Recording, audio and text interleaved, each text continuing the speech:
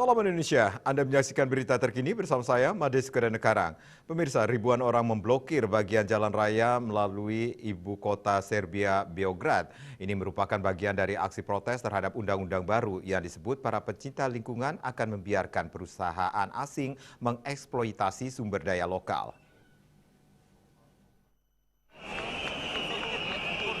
Pemerintah Serbia telah menawarkan hak penambangan kepada dua perusahaan, penambang tembaga Zijin Tiongkok dan Rio Tinto. Aktivis lingkungan hidup mengatakan, proyek tersebut akan mencemari tanah dan air di negara Balkan. Aksi protes tersebut memusingkan Partai Progresif Rakyat yang dipimpin oleh Presiden Alexander Vučić menjelang pemilihan parlemen dan presiden tahun depan. Ribuan orang berkumpul di jembatan utama di ibu kota Beograd sambil mengecam perusahaan Rio Tinto. Massa memegang spanduk yang bertuliskan kecaman terhadap investor serta dukungan untuk alam di Serbia.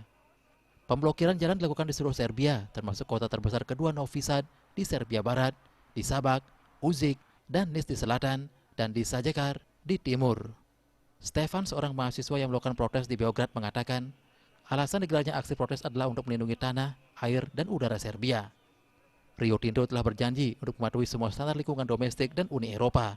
Tetapi para pemerhati lingkungan mengatakan tambang litium senilai 2,4 juta dolar tersebut diduga akan mencemari air minum di daerah tersebut secara permanen.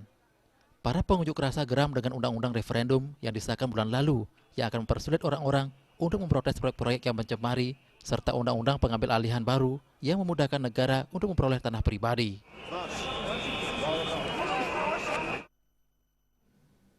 Pemirsa, untuk mencegah penyebaran COVID-19, ingat pesan Ibu selalu terapkan 3M, wajib memakai masker, mencuci tangan, jaga jarak, serta hindari kerumunan.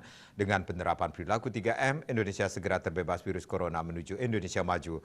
Update terus informasi Anda dengan subscribe dan like YouTube channel Bali TV @newsbalitv. Tetaplah bersama Bali TV. Salam Indonesia.